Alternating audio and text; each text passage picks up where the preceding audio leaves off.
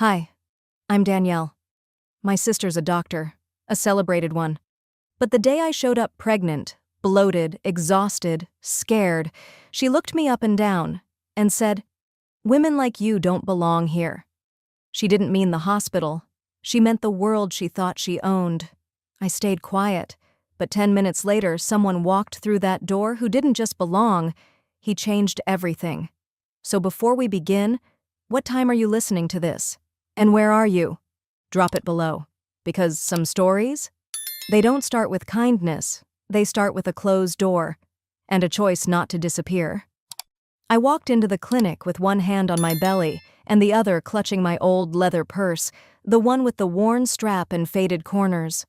The doorman gave me a polite nod, but I could feel the way his eyes flicked over me, like he was trying to place whether I belonged here or had just wandered in. The marble floors gleamed under my boots, and the spring air still clung to my coat. It had been a long walk from the garage. I took a slow breath, steadying myself. The receptionist barely looked up when I stepped to the counter. "Name?" "Danielle Carter," I said quietly. "First appointment." Her nails clacked across the keyboard. "Insurance?" I handed over the paperwork. My hands trembled just enough to make the clipboard slip slightly. I adjusted it quickly, pretending it hadn't happened. I wasn't nervous because of the clinic itself. It was because of who might be inside. This hospital, Beacon Hill OB-GYN, was elite, private, and not the kind of place where people just walk in off the street. But Ethan wanted the best for the baby. And so did I. I hadn't seen my sister in 7 years, maybe more. The last time was at our father's funeral when she gave a speech about integrity and legacy, without once mentioning I even existed. But I was here now, for my child, not for her. "Danielle?" A voice cut through the waiting room. I turned. There she stood, Dr. Isolde Carter, my sister. She hadn't changed much, still tall, angular, with that air of clinical superiority she wore like perfume. Her white coat was starched so sharp it looked like it could slice glass. Her stethoscope rested perfectly on her shoulders like it had been placed there by a stylist. Her eyes scanned me from head to toe, my worn coat, my stretched shirt over my bump, the hospital form in my hand. The faintest smirk crept onto her face. "Well," she said, loud enough for the whole lobby to hear. Didn't know they were letting just anyone in now. She turned slightly toward the nurse walking beside her. Women like that are half the reason the system's falling apart. The nurse stiffened but didn't say a word. I stayed where I was, silent. My face flushed, but I wouldn't give her the satisfaction. I gripped the handkerchief in my coat pocket, a small thing Ethan gave me, stitched with my initials. My thumb traced the edge slowly. Isolde stepped closer. "Danielle," she said again, this time like it was a diagnosis. "You always had a way of showing up where you didn't belong." I glanced around. 2 patients in the waiting area looked over. One whispered something to her partner. The receptionist's eyes flicked between us like she wished she could disappear into the floor. I said nothing. Isolde gave a clipped nod. "Just make sure you're not expecting any special treatment. We have standards here." Then she turned on her heel and walked away, heels clicking like a metronome on tile. No one said a word. The room fell into that awkward quiet where everyone pretends they didn't hear what they just heard. I stood there, not quite knowing what to do next. My stomach tightened, not just from the baby shifting, but from the weight of shame settling in. The receptionist finally broke the silence. "Please, just have a seat. We'll call you when we're ready." I turned, slowly, and sat down. My eyes found a blank spot on the wall and stayed there. 10 minutes passed. Then I heard the doors slide open again, and Ethan walked in. He didn't rush. He never did. He moved with the kind of ease that made people notice without knowing why. His coat was dark navy, wool, with clean lines and subtle tailoring. The gold watch at his wrist glinted under the overhead lights. He came straight to me. No hesitation. "Danielle," he said gently, touching my cheek. "You all right?" I nodded once, and his eyes narrowed slightly. He could read me too well. He turned to the front desk. "Excuse me, my wife was here for her check-in." The receptionist straightened immediately. "Oh, Mr. Carter, Yes, of course. We didn't know—" "She'll be seen by the chief OB," Ethan said. His voice was low but unshakable. "No residents, no interns. Please cancel the current slot and reschedule under Dr. Langston." "Yes, sir. Right away." Isolde came back into view from around the corner. She paused mid-step. Her gaze landed on Ethan. Her face froze. He turned, finally acknowledging her. "Dr. Carter," he said evenly, "did you introduce yourself to my wife?" Isolde's mouth opened, then shut. Something flickered behind her eyes, maybe shock, maybe fear. She turned abruptly and vanished behind the frosted glass door marked "Staff Only." Ethan turned back to me. "Let's get you seated somewhere more comfortable." As he guided me away, I felt something inside me shift. Not from embarrassment, not from revenge, but from the clarity of seeing it all laid bare. That hospital, that hallway, that woman who once told me I'd never amount to anything, had just shrunk into the background, and I hadn't had to raise my voice. I thought I came here for a checkup, but what I walked into was a war I didn't know I was still part of. The moment the nurse closed the door to the private waiting lounge, I exhaled slowly. Ethan was seated beside me, one leg crossed over the other, calm as ever. His arm rested lightly behind me, not possessive, just there, steady, like a signal I wasn't alone. The room had been scrubbed clean of the earlier tension, or at least that's what the fresh flowers, soft lighting, and the faint scent of lemon tea were trying to suggest. A young receptionist came in, balancing a porcelain tray. "Mrs. Carter," she said, voice slightly too sweet, "I brought some chamomile if that's okay. We're so sorry for the earlier confusion." She didn't meet my eyes for more than a second. "Thank you," I said quietly, accepting the cup. As she left, I caught my reflection in the glass wall, a tired face, a swelling belly, the slight tremble in my shoulders I hadn't noticed until now. From the outside, it might have looked like peace had returned, but inside me? The storm hadn't passed. It had just taken a breath. Ethan leaned in, lowering his voice. "We don't have to stay here. I'll call Dr. Langston's office directly. We'll move everything to another clinic." I shook my head before he even finished.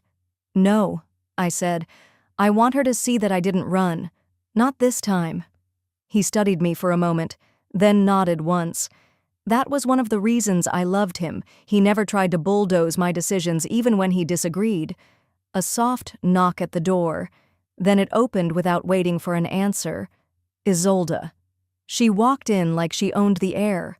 Her white coat swished behind her, the name badge gleaming. Dr. Isolde Carter, M.D., Chief OB-GYN. She wasn't smiling. In her hand was a thick manila folder. My chart. She didn't look at me, didn't greet Ethan, just marched up to the small side counter and slapped the file down like she was delivering a verdict. "You're not getting special treatment here," she said sharply, eyes still fixed on the folder. "I've spoken with security." I set my tea down carefully and met her eyes. "I didn't ask for special treatment," I said. "I asked for respect." She finally looked at me. Her lip curled like I'd insulted her intellect. "You want respect?" she hissed. "Try earning it." The words struck something old and bruised in me, but I kept my voice even.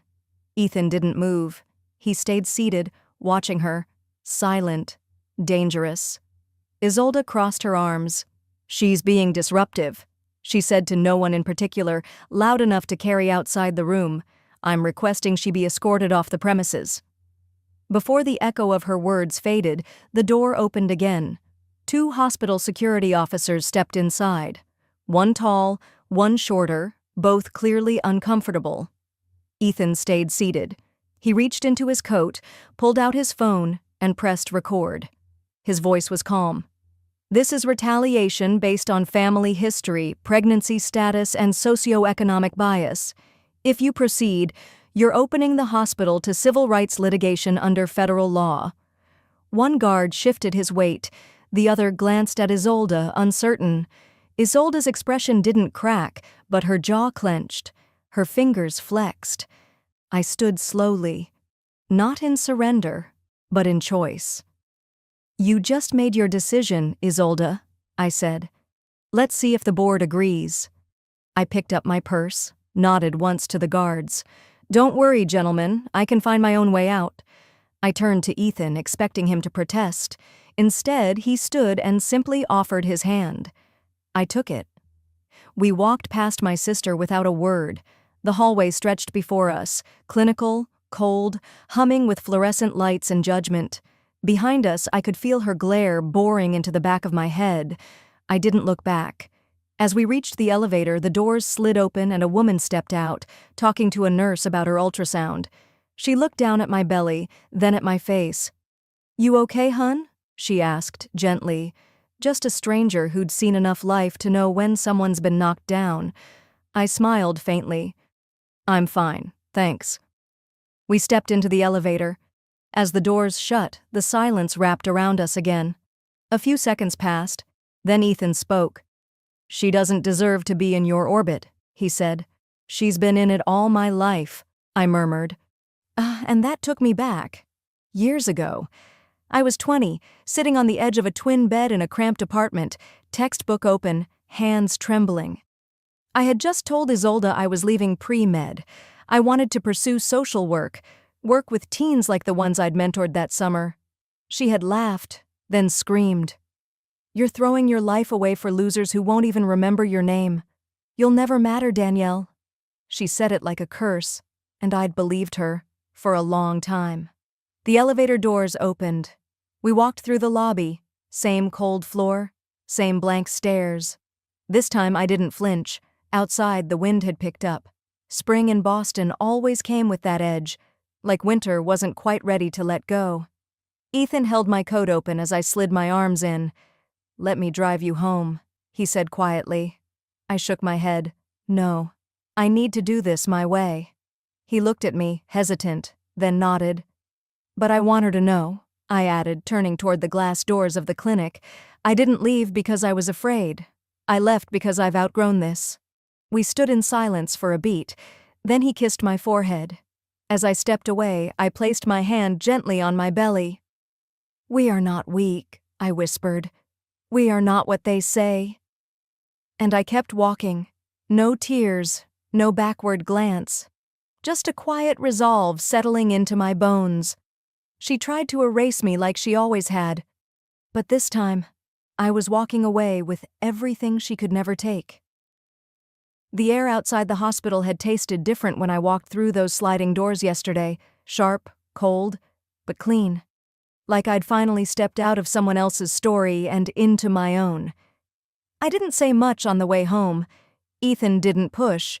He just held my hand while driving, his thumb gently brushing mine every few minutes, like he was checking if I was still here, still steady. But all night, I couldn't sleep. Not from fear, from instinct. Something about the way Isolde stood so smug, so sure, with security at her back. It told me that wasn't the end of it. That was just her first move. So when the sun broke through the curtains this morning, I was already sitting at the edge of our bed. I had one hand on my stomach, the other gripping the comforter like it was the only thing tethering me to the ground. Ethan stirred beside me. "You okay?" "I just need to move. Clear my head." He nodded, already knowing I wouldn't. I padded barefoot into the living room, wrapped in my old gray robe, and sat cross-legged on the mat I use when I pretend I know how to meditate. I tried. Closed my eyes. Counted my breaths, but all I saw was her face. Not angry, not loud, just calculating. I gave up, stood, and went straight to the desk in the corner. My laptop opened with a low hum. I typed in my login for the hospital's patient portal just to begin the transfer process to the new clinic Ethan's colleague had recommended. It should have taken 2 minutes. Click, download, forward. But when the file loaded, I froze. There, in plain black text under my name, were words I had never seen. Patient marked as non-compliant. History of missed appointments. Evidence of potential substance use. Unstable housing. Possible psychiatric flags. Recommend further social work review. For a long second, I just stared at the screen. Then I blinked, scrolled, read it again, and again. What was this? I hadn't missed a single prenatal appointment. I didn't even drink coffee anymore, let alone touch anything stronger. My records were clean. Always had been. And unstable housing? I lived in a fully paid home in Cambridge with my husband, a tenured faculty member. This was a lie. A bold, intentional, dangerous lie. I felt my chest tighten. I opened the file history, time-stamps of recent edits. One entry stood out, made less than 12 hours ago. The user ID wasn't visible, but the access had been overridden from the attending physician portal.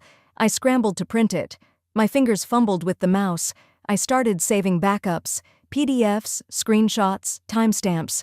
Footsteps came down the hall. Ethan appeared in the doorway, towel still around his shoulders. "You're up early."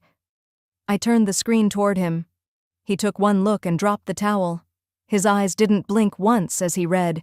This is not a mistake," he said, low and cold. "She's trying to get you flagged."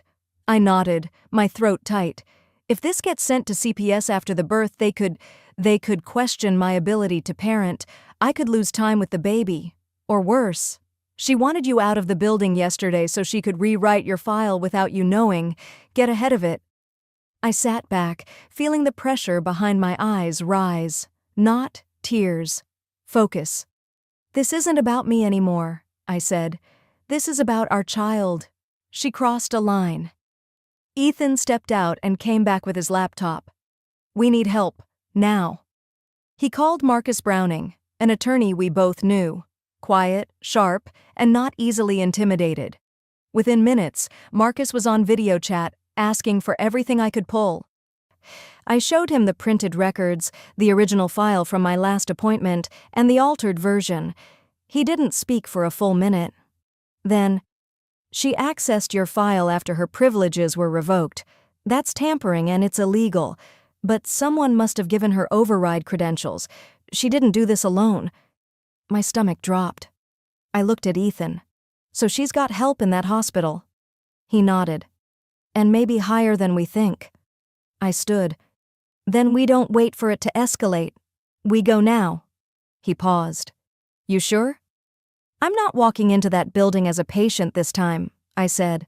"I'm walking in as someone who's been harmed, and I'm leaving a trail." The drive to the hospital was different this time.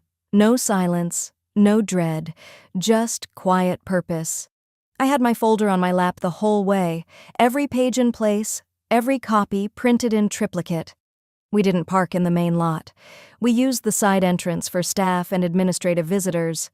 Ethan led us down a separate hallway, straight to the Office of Medical Ethics. The woman at the front desk looked up, recognized Ethan, then saw me. Her expression shifted, not surprised, nervous. "I need to speak with your officer on duty," I said. My voice was even, not loud. "Regarding a formal report." "Of course," she said quickly, rising. "Give me just a moment." Within minutes, I was sitting across from a gray-haired man named Dr. Levins. I placed the folder between us. "I believe my medical file has been tampered with by a physician who also happens to be my sister." He didn't interrupt. He just opened the folder and started reading. I let him sit in silence. Let the weight of the words and paper do the talking. Finally, he looked up. "You realize this is a very serious allegation?" "I do," I replied. "That's why I brought proof." Outside the office, I heard voices. A laugh, familiar. When I stepped out, I saw her, Isolde, leaning against the wall, chatting with a senior administrator like she had nothing in the world to worry about. Her head turned. Her eyes met mine. For the first time in a long, long while, she blinked first. I didn't say a word, didn't flinch, not anymore. She tried to rewrite my chart, like she'd rewritten my worth for years, but this time, the paper trail leads to her. For a long moment, I just sat in the car, engine off, holding the folder on my lap like it might combust. The hallway confrontation hadn't happened. Isolde never turned her head. But the silence between us, across 20 feet of polished tile, said everything. She knew. And I knew she knew. By the time I got home, Ethan was already at his laptop, halfway through an email to his contact at the medical board. I didn't interrupt. I just slid the folder across the table and said, "We start here." He nodded once, the kind of nod that didn't mean agreement. It meant war. The next morning, I woke early to an alert on my phone. "Your complaint is under review. We appreciate your patience." Patience? It wasn't even signed by a human being. Just a timestamp and a faceless office title, Cambridge Memorial Ethics Oversight Committee. I showed the message to Ethan while pouring my tea. He read it, sighed, and muttered, "That's how they do it. Delay until you're tired. Delay until you go away." I stirred my tea slowly. "Not this time." He looked up at me, steady. "No, not this time." The quiet stretched between us, thick with the same kind of tension I used to feel right before walking into an exam I hadn't studied for. Except now, it wasn't my grade on the line. It was my child's safety, my dignity, and apparently the stories of women I hadn't even met yet. By mid-morning, I logged into a private patient rights forum, a small online community I'd joined when I first got pregnant and wanted to learn about VBAC safety. I hadn't posted in weeks. But now, curiosity made me check the inbox I'd long forgotten. There it was. Private message from Selena J. I clicked. Her message was short. "I saw your post. Dr. Isolde Carter misdiagnosed me during my pregnancy. She nearly cost me everything. They buried it. I'm sorry you're going through this. If you ever want to talk, I'm here." I blinked, read it again, then again. There was no tone of vengeance, no caps lock fury, no screaming emojis, just quiet knowing. That hit harder than anything else. I typed back, "Would you be open to meeting for coffee, somewhere near the hospital?" Her reply came 10 minutes later. "Yes. There's a quiet place on South Main across from the garden entrance. I'll be there around 2 if that works." At 1:45, I was already seated, trying to look relaxed while scanning every woman who walked through the cafe door. Selena walked in like someone who had learned not to draw attention, tote bag tucked under one arm, shoulders slightly forward, gaze scanning but not lingering. But when she saw me, she smiled gently and nodded. We ordered drinks, no small talk. She sat across from me, pulled out a folder, not unlike mine, and opened it. "I don't know how much you've heard about her," she said, tone even, "but your sister, she's careful. She documents things in ways that can't be legally proven wrong, unless you know what you're looking for." I nodded, not yet speaking. She slid a page forward, ultrasound note, circled comment, patient advised bed rest, disregarded instruction, possibly due to cultural attitude toward compliance. "That line almost got CPS involved when my son was born underweight," she said. I stared at the paper. The language, clinical, passive, was like a scalpel dressed in velvet. It didn't scream harm. It suggested. Enough to plant doubt. She showed me another. "Patient presence with signs of excessive weight gain may require intervention, possibly dietary non-compliance." "I had preeclampsia," Selena said. She said it was poor nutrition, and my body type. I looked up. "Did you file a complaint?" Her smile didn't reach her eyes. "3 of us did.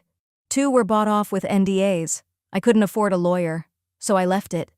Her voice shook, then steadied. "She brings in millions in grants. They won't touch her." I exhaled slowly. "So they protect her?" Selena nodded. "Because she gives them prestige. She's a Carter. She's their golden goose in a lab coat." Something inside me cracked. Quietly, not loud enough to show, but sharp enough to cut. I whispered, "They said the same thing when I was 10, when she stole my science fair project and my parents told me not to make a scene." Selena didn't blink. "They said, 'Don't embarrass the family. Isolde's going places.'" We sat there in that hush, shared silence between 2 women who had learned the same rule the hard way. When powerful people hurt you, the world tells you to take it quietly. Smile. Move on. Don't rock the boat. But I was done floating. I'm going to take this further, I said, folding her papers back gently. But not through the front door. I want them to feel it coming before it hits. Selena tilted her head. You're not scared? Terrified, I said honestly, but my daughter is worth more than their silence. By the time I got home, I already had 3 more messages waiting. One from a woman in D.C., another from Florida. All black, all mothers, all with stories that smelled of the same rot, coded language, false annotations, ignored symptoms. I didn't go to bed that night. Instead, I sat at the kitchen table with my laptop open and a legal pad beside me. I made categories, dates, terminology, copy-pasted screenshots and scanned records. Each testimony landed like a brick. Each woman, a mirror held up to my own experience. Ethan brought me tea around midnight. He watched for a moment, then said, "You want me to talk to Leonard at the ACLU, quietly?" I looked at him. Not yet. I want them to sweat first. I want to let their silence work against them for once. He nodded and left me to it.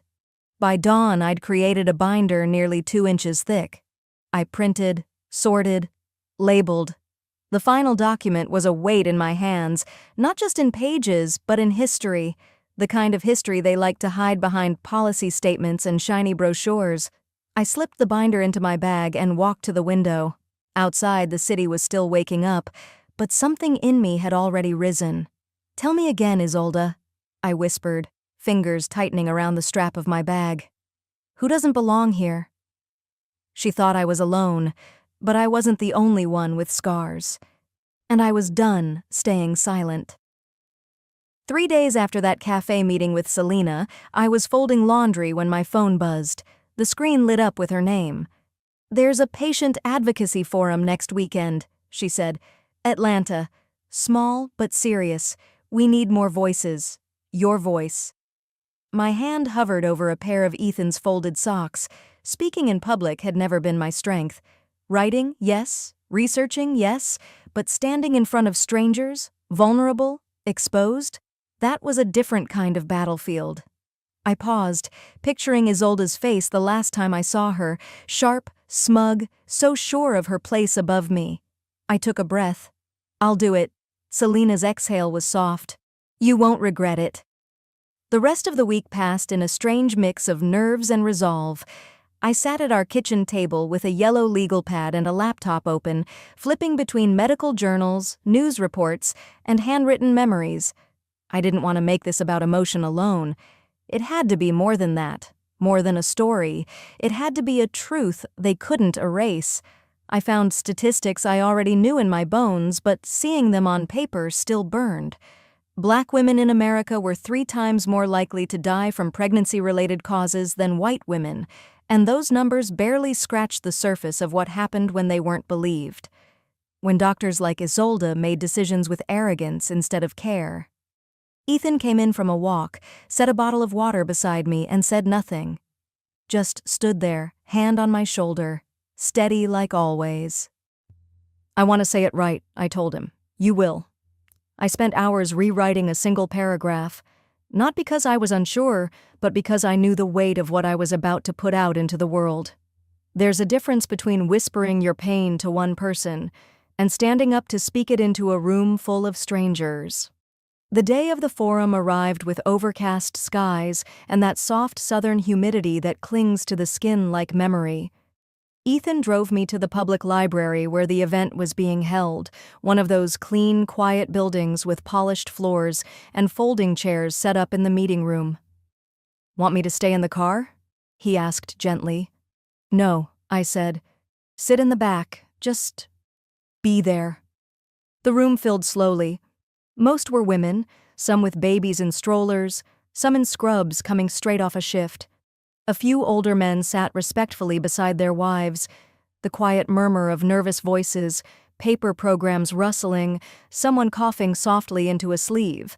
It all settled around me as I took my seat in the 3rd row, waiting for my name to be called. When it was, I stood. My legs didn't shake, but my hands did.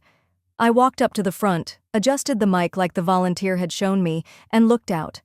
"My name is Danielle," I began, "and I'm here because I wasn't believed." Silence.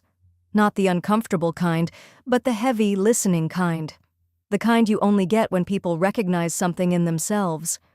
I filed a complaint after my prenatal records were altered by someone I trusted, someone who also happens to be my sister. But this isn't just about family. It's about a system that protects the powerful and punishes the rest of us for speaking up. A woman near the back gave a single nod. I kept going, voice trembling once, then evening out.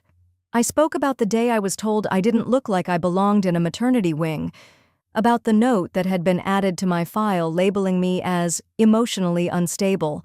After I questioned the treatment I received, I recited the statistics I'd highlighted in red. I held up a copy of my altered chart. "But more than anything," I said, "I'm here because I was told, not just by doctors but by my own family, that people like me don't belong in rooms like this, that motherhood, justice, truth were not mine to claim." I looked out at the rows of faces, some watching intently, others with heads bowed, and then I closed with one final sentence, my voice clear. They were wrong. When I stepped down, I didn't rush. I didn't cry. I walked back to my seat, breathing slow. After the event, as chairs scraped and people stood to leave, a woman approached me quietly. She wore pale blue scrubs and a hospital badge turned backward. "You were brave," she said, almost in a whisper. I nodded, unsure what to say. "I worked under Dr. Isolde Carter for 2 years, she added, glancing around. "You're right. There were incidents. They always swept it under the rug." My breath caught. "Would you be willing to talk to someone?" She hesitated, then nodded. "Off the record. For now." I gave her my number, and she scribbled hers on the back of a receipt. No names, just trust, tender and cautious. On the drive home, the sky had turned soft pink. I leaned back in the passenger seat, exhausted but awake in a new way. Ethan didn't speak, but when we pulled into the driveway, he reached over and took my hand. Later that evening, once the house had settled into quiet again, I walked to the bookshelf and slid the manila folder from between 2 novels. Inside were copies of my medical records, the complaint I filed, and a growing list of women like Selena. I placed a USB beside it, the forum recording on it, voice slightly shaky but strong. I didn't smile out of pride. It wasn't about that anymore. I smiled because I could finally breathe. Because for the first time, this wasn't just about proving someone wrong. It was about building something better. That day, I didn't just tell my story. I planted a flag where they said I didn't belong, and others were already marching toward it. The night after the forum, I hardly slept. Not from nerves, but something sharper, something clearer. Like my bones knew before I did that the next morning would bring change. And it did. At 8:07 a.m., just as I finished pouring a cup of tea, a firm knock echoed through our hallway. Not rushed, not angry, just precise. I walked to the door, expecting maybe a neighbor, maybe Selena, dropping off extra flyers from the event. Instead, 3 people stood there in dark suits, 2 women, 1 man, all with crisp identification already extended. "Danielle Marin?" the man asked. His voice was direct but not unkind. "Yes? We're with the Office for Civil Rights. We'd like a moment of your time. This is regarding a formal complaint filed by the Federal Division of Equal Access, initiated by documentation submitted from an internal channel linked to the Department of Veterans Affairs." I stared at them for a second. The words didn't quite register. "You mean, this is real?" The older of the 2 women gave a quiet nod. "Ma'am, it's always been real. They just didn't expect you to fight back." Behind me, Ethan stepped forward in jeans and a t-shirt, holding our son's sippy cup in one hand. His face didn't flinch. "Come in," I said, moving aside. They didn't stay long, just long enough to confirm my identity, verify the files, and hand me an official summons to a briefing downtown. The woman, Agent Calloway, told me gently, "What you gave us. It triggered an automatic compliance review. Your husband's submission helped open a protected channel, but your testimony will determine how deep this goes. We left the house an hour later. The federal building wasn't far, but I felt like I was stepping into another world. A quiet, humming room with whiteboards already half-filled, a wall-sized timeline stretched from ceiling to floor with printouts of schedules, audit logs, and chart codes pinned like battle plans. One of the agents nodded toward it. "This is Dr. Isolde Carter's access history. She signed off on 2 separate discharge charts for a single patient, under different aliases." I blinked. "Wait. What?" She overrode protocol, then logged another physician's initials to approve the same form. She did this 6 times, and not just on you. They gave me space to speak, and I did. For almost 2 hours. Everything. Down to how I felt when my sister looked at my swollen belly and said, "Women like you don't belong here." I included the dates I was dismissed, the missed blood work, the falsified results. I watched them take it in, silently, methodically. After I finished, I leaned back, my hands cold despite the warm room. "How far does this go?" I finally asked. Agent Calloway tapped her pen on a red tab near the edge of the whiteboard. "That's what we intend to find out." By mid-afternoon, they moved fast. Ethan dropped me back at the house, but the agents drove straight to St. Catherine Memorial. I wasn't permitted to join them, standard protocol, but I stood on the sidewalk across the street, watching as the same glass doors that once dismissed me now opened for a federal order. HR showed up. Compliance officers trickled in from side exits. I could see the head of OB/GYN pacing behind the tinted lobby glass, arms crossed and jaw tight. And then, her, Isolde. She stepped into the lobby in a beige coat, hair pulled tight, phone to her ear. I couldn't hear the words, but I could see her mouth move, sharp, clipped, demanding. She turned toward the doors. Her eyes landed on me. For a moment, her expression blanked, then stiffened. I didn't move, didn't wave. I simply stood there, one hand resting across my stomach. "You see me now, don't you?" When I got home, the silence inside felt louder than before. Ethan was at the kitchen table, typing steadily, half listening to a podcast. The mail sat on the counter. I sorted through it out of habit. Junk flyers, a water bill, a manila envelope. No name, no return address. I opened it. Inside, a single piece of paper. Printed in block letters, "Drop the complaint or regret it." No signature. Just that. I set it down slowly and called Ethan over. He read it. Then he walked to the office, pulled out his laptop, and opened an encrypted reporting interface. Without a word, he uploaded the scanned note, flagged it as a threat, and copied it into 3 channels: legal, security, and federal liaison. He looked at me. "Let them come," he said. "You're not standing alone in this." That night, I barely touched my food, but I wasn't afraid. Just aware. Awake in a way that didn't let me blink too long without replaying every moment of the day. Around 10 p.m., I stood by the window. The house was quiet. Our son had long since fallen asleep. The porch light cast a soft halo on the front lawn. My phone buzzed once, then again. 2 new messages. The first was from an anonymous number. I was in the delivery room that day.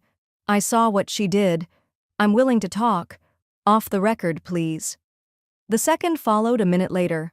"I worked in records. There's a pattern. I've saved some of it." I stared at the screen, letting the messages sink in. A warmth rose in my chest. Not fire this time, not rage, something steadier, hope. They thought I was one voice, but it's a choir now, and we weren't whispering anymore. For every lie they buried, I brought back a voice, and the silence was starting to break. That morning the air was oddly still. No wind, no birdsong. Just the low hum of traffic far in the distance as Ethan pulled into the narrow lot outside the Federal Mediation Center. I rested my hand over my belly, breathing deep. 2 weeks had passed since the agents had stood on my porch, but the storm that followed still hadn't calmed. Today wasn't about anger anymore. It was about proof. Truth, lined up on paper and sworn under oath. I stepped out of the car slowly. Ethan didn't say anything, but his hand hovered near my lower back. Steady. The closer we walked to the glass doors, the more the weight in my chest shifted. Not heavier, just different. Focused. At the receptionist desk, we gave our names. She nodded, then buzzed us in with a quiet, "Room 4A, left hallway, third door. You're expected." And just like that, I was walking toward the room where my sister would be answering questions she never thought anyone would ask. When I entered, I saw her. Isolde sat at the long table in a charcoal blazer, hands folded on a yellow legal pad, no lab coat, no badge. Her posture was upright, chin slightly raised, but when her eyes met mine, something flickered. Not superiority, not even contempt, just hesitation. She looked away first. Funny how people used to say power walked into a room with its head high, commanding presence. But power, real power, didn't always wear heels or speak over others. Sometimes it walked in quietly, held its ground, and let the truth do the talking. The lead federal observer, Ms. Alvarez, gestured to the seat across from Isolde. I sat. Ethan stood behind me, our attorney next to him. 2 hospital attorneys flanked Isolde, one of them already thumbing through a folder like it might save her. Ms. Alvarez's voice was calm, but clear. "This is a formal deposition under federal protection. All responses are on record. Per agreement, Ms. Danielle Carter has given consent to be present for all testimony concerning her case. Ms. Carter, thank you for attending." I nodded, folding my hands in my lap. She turned to Isolde. "Dr. Isolde Jennings, do you swear to tell the truth, the whole truth, and nothing but the truth?" Isolde's lips pressed thin. "I do." The questioning started plainly enough. Her role, her credentials, her access privileges in the patient record system, and then came the first break in the line. "Dr. Jennings, on the following dates, did you alter any medical records associated with patient Danielle Carter?" Isolde leaned forward, eyes narrowing. "I reviewed records, yes. Standard process. Sometimes the system logs access in odd ways. We've had issues with that before." "Did you override entries previously signed by other staff?" "I can't say for sure. Possibly, but I wouldn't call it override. It's often a matter of correcting for clarity." My attorney slid a paper across the table. A log, timestamps, my patient ID, her login credentials, direct alterations, twice, 2 entries rewritten, 23 minutes apart. Silence. Then, "I don't recall those exact edits." Her voice cracked on recall. Ms. Alvarez didn't flinch. "Please note, Exhibit B, entered into record." Next came my turn. I opened my folder slowly, reading aloud into the mic on the table. This was not just a matter of misplaced paperwork or back-end errors. This was about a pattern of erasure, of dismissal, of assuming a woman like me, pregnant, working class, without a pedigree, could be adjusted out of the system when inconvenient. I looked directly at Isolde. She didn't look back. I remember everything. The cold tone, the missing labs, the gaslighting. You told me I was dramatic, overreacting, but now the system shows who was really editing the truth. My voice didn't rise. It didn't need to. Ms. Alvarez nodded without emotion. "Entered into record." I paused before continuing. "There's more than one chart, and more than one woman. I won't name them, but you know who they are. The ones who got rushed through, ignored, who didn't have anyone to fight for them. Until now." Isolde's attorney leaned in to whisper something. Her hand started to tremble just slightly. "We request a recess," her counsel said abruptly. 15 minutes, Ms. Alvarez replied without looking up. "Request noted. Denied. Please proceed." Isolde blinked hard, her jaw clenched, then unclenched. And in that moment, I remembered another room, another audience, college, junior year, scholarship award banquet. I'd just won a full tuition grant after 2 years of night school. My GED framed on my dorm wall like it meant something. Isolde, standing next to the dean, said into a hot mic, "Imagine that. A GED girl making the list. What next? Fast food workers teaching biochem?" The room had laughed. I had smiled. But not this time. I didn't flinch now. I held her gaze until she broke it. After the final questions, the room emptied slowly. Her attorneys gathered their files with movements that were just a little too fast, like they couldn't wait to leave. I stood without speaking. Isolde never turned around. Outside, the sun had dipped low, painting the sidewalks gold. Ethan walked a few steps ahead to pull the car around. As I stepped out onto the pavement, a young woman stood near the edge of the ramp. She looked maybe 24. Nervous smile, clipboard in hand. "Ms. Carter?" "Yes?" "I watched your statement at the forum online. You probably don't remember, but I was in the room when they gave your sister the promotion. I was just an intern." I tilted my head slightly, curious. "I changed my specialty because of you, women's health. I thought maybe I could do something about it too." I stared at her for a beat, then gave her a nod. Not big, not dramatic, just enough. "Then it was worth it." She smiled like she was about to say more, but just nodded and turned away. I looked out across the parking lot toward the fading sun.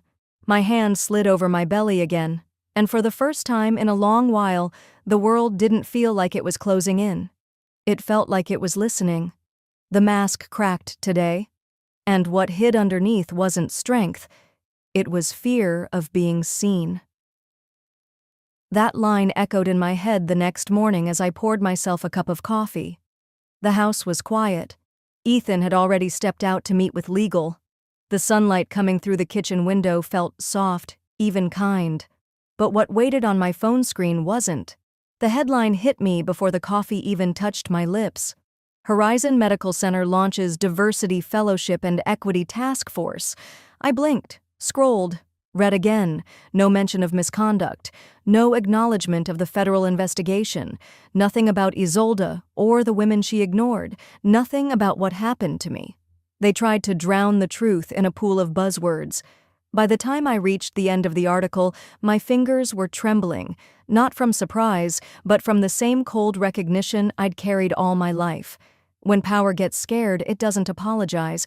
It distracts. It recasts the villain as visionary. And this time they thought they could paint over bloodstains with a press release. A soft chime buzzed from my phone. I checked the notification and froze. Anonymous. Not everything you survive makes you a hero. Some folks just like attention. Another ping, then another. Stay in your lane. You'll ruin everything for real victims. You should have stayed quiet. You were safer that way. The bile in my stomach rose with each one. I walked into the living room and set the phone down like it was something rotting. The room felt smaller, the air tighter. It wasn't just institutional spin now, it was personal. By the time Ethan walked through the door an hour later, I had already printed the headline. It lay on the table, highlighted in red ink, beside screenshots of the messages. He studied the pile quietly, then looked up. "This is the pushback," he said simply. "Stay calm, but don't stay quiet." I nodded. I didn't feel calm, but I wasn't staying quiet either. That afternoon, Selena called. Her voice was urgent, focused. She had reached out to the National Coalition for Black Maternal Health. They had reviewed my deposition, the hospital logs, the records. "They want to talk to you," she said, "and they want to post something, a breakdown of the cover-up. With your permission." I agreed without hesitation. 2 days later, the post was up. Behind the glossy PR campaign is a woman who was nearly erased and lived to expose it.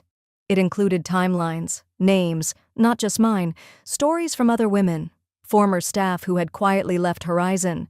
It laid bare a pattern, not an accident. By evening, the post had been shared thousands of times.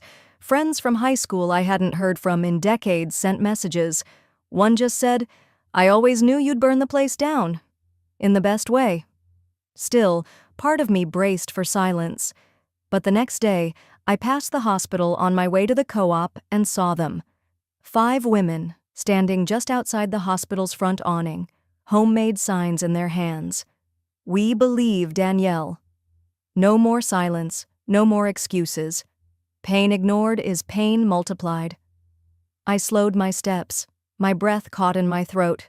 A young woman in scrubs stepped up to a mic they'd set up near the sidewalk. Her voice was quiet, but steady. I was a patient of Dr. Carter's too, she said. She dismissed everything I said, told me I was exaggerating, that I was just hormonal. I believed her, until now. I didn't say anything. I didn't need to. They weren't doing it for a thank you. They were doing it because something had cracked open and it couldn't be sealed again. That night, as I was folding laundry in the living room, my phone rang. I didn't recognize the number, but I answered anyway. Danielle? I knew the voice before she said her name. It was flat, tired, like someone who hadn't slept in days. I'm suspended, Isolde said. Pending review. Are you happy now? I stood still, let her words hang for a second. No, I said. I'm not happy, Isolde. I'm awake, and I'm not afraid of you anymore. She didn't reply. Just a click. Then silence. I sat back on the couch and closed my eyes. It didn't feel like victory. It felt like oxygen. Later that week, Selena suggested we hold a live Q&A. Nothing scripted, no lawyers, just me, my story. And a screen full of strangers, some angry, some grieving, some just listening. The night of the live stream, I lit a candle on the desk beside me, just for steadiness. I adjusted the mic, took one long breath. More than 3,000 people joined. Some asked about the deposition. Others asked how I kept going. One woman just typed, "I thought it was just me. Thank you." I answered as best I could, not like a teacher, not like a survivor, just a person who got tired of being silenced. Toward the end, someone asked, "What would you say to the woman you were 5 years ago?" I paused. Then I said slowly, "I used to think silence kept me safe, but silence just made them louder." The chat box flooded with hearts and comments. I ended the stream and sat there staring at the dark screen. I wasn't waiting anymore. I wasn't hiding. And the institution? It was scrambling. The louder I spoke, the more they scrambled, and the more I realized they were never invincible. 3 months later, I still wake early. Not because of worry, but because my body finally trusts it's safe enough to rest, and wake without dread. The house was quiet that morning, just the hum of the fridge and the soft buzz from the baby monitor perched beside my coffee cup. I pulled the thick manila envelope across the kitchen table. My name was printed clean and centered on the front. No "Dear Ms.," no sugarcoating. Inside was the final federal review from the Maternal Health Oversight Commission. I opened it, and for the first time in a long time, I read out loud, not for anyone else, just for me. Findings: consistent patterns of negligent care, failure to follow emergency protocol, documented racial bias indicators. My voice didn't shake. My hands didn't either. I read each word like I was unsealing something sacred. Recommendation: Dr. Isolde Hayes, indefinite suspension pending full disciplinary review. I closed the file, looked out the window. The morning light spilled onto the floor like a quiet kind of justice. Not flashy, not loud, but real. A few hours later, I opened the mailbox. Amid coupons and catalogs, there was one handwritten envelope, Georgia postmark, neat, looping handwriting. Inside was a single page. "I saw your live stream," it began. "I lost my daughter in childbirth 2 years ago. Same hospital system, same excuses, same silence. But then I saw your face. You made it. You spoke. Thank you for not letting them bury us, for reminding the world we existed." There was no name, just a mother who still cries. I held that letter against my chest for a long time. Then I cried too. But not the same tears I used to cry, the ones that hid in bathroom stalls or ran down behind closed bedroom doors. These were tears of something else: pride, relief, witness. That weekend, I flew to D.C. for the National Maternal Health Summit. No title next to my name, no microphone waiting backstage, just a panel chair with my name spelled right and a room full of people who didn't look through me. I stood without notes, without a script, just truth. I was once called a mistake. That's what my sister said, standing in a hospital hallway while I was carrying life inside me. I was called too loud, too dramatic, too poor, too black, too much. But I stayed, and I kept speaking, not because I wanted revenge, because I didn't want another woman anywhere to have to prove her pain to be believed. Silence, then hands clapping. Not for the drama, but for the clarity. The next day, back home, Ethan switched on the living room TV. There she was, Isolde. Her eyes were tired, hair still pristine, press conference mic in front of her. She didn't say my name, didn't say sorry. Just one line, "I need time to reflect." I watched her for a few seconds, then reached for the remote and turned it off. "There's the mirror, Isolde," I said softly to no one in particular. "Let it reflect what you did." Later that evening, I rocked my daughter in my arms. She was growing fast, already looking at me with the same determined stare Ethan had. We hadn't spoken her name publicly, not yet, but as I held her, I whispered it gently into the soft folds of her blanket, like a blessing, like a promise. Hope Everlyn Carter.